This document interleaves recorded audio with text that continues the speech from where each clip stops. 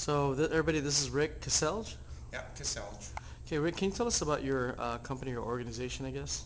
Yeah, so my name's Rick Kaselj. I run a company called Healing Through Movement. I mainly focused on fitness education in courses in post-rehab. So the big trend that I'm seeing, or a gap that I'm seeing within the exercise market or training market, is the post-rehab stuff. More and more people are getting older. A lot of them are either having chronic injuries or chronic disease or old injuries from when they were young. They're starting to become active, and a lot of the trainers out there don't know what to do with those imbalances, injuries, chronic diseases, on how to design an effective exercise program for that.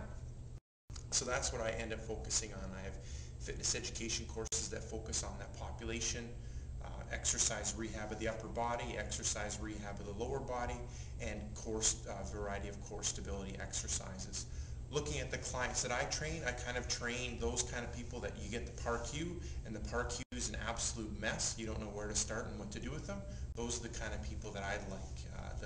The messier and uglier the PAR-Q, the more I like training them. Rick, do you feel that sometimes trainers and the exercises they do with their clients are more detrimental than anything?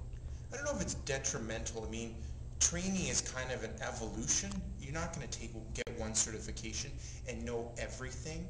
I've been in the field for 10 years, and the more I learn, the less the more questions I have. I think we all have to kind of realize that fitness, exercise, you have areas of specialty that you're passionate about and areas that you focus in on. I'm not the person when it comes to sports performance, how to get faster, stronger, more power. That's not my thing. That's not my specialty. That's not where I spend all my energy. If you've got osteoporosis, a funny shoulder, a wonky knee, a goofy back, I'm the guy for you. That's kind of what I focus in on. Are there exercises that maybe less experienced trainers do that they get people with these chronic conditions, old injuries, or chronic disease to do that might irritate things? Yes, there are. Yeah, definitely. Where did your influence start, or your inspiration with your kind of your path? Um, when I was a kid, I wanted to become a physical therapist.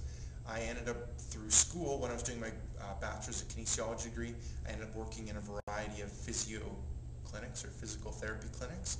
The part that I ended up liking from watching them, the things that they've done, is the exercise side of things and how exercise can be used to recover from obstacles. And I realized that in physical therapy, that tended not to be the primary modality that they ended up using. They tended to focus a lot more on the hands-on things, uh, as I like to say, the bone jiggling stuff. Mhm. And as opposed to the exercise, yes, they have an understanding of it, of a general understanding, but it's not, for the majority of them, it isn't their primary modality of expertise. To end it all, Rick, can you give us some information if people wanted to pursue getting your website and things like that? Yeah, I mean, definitely visit my website. It's healingthroughmovement.com, and get a little more information on myself and my courses. If you want to specifically see about my courses, you just go to fitnessrehabeducation.com and see the variety of courses that I have. I run a weekly newsletter where I focus on post-rehab, so definitely visit healingthroughmovement.com and sign up, and you'll get a newsletter with tons of information every week, and that's about it. Thank you. Yeah.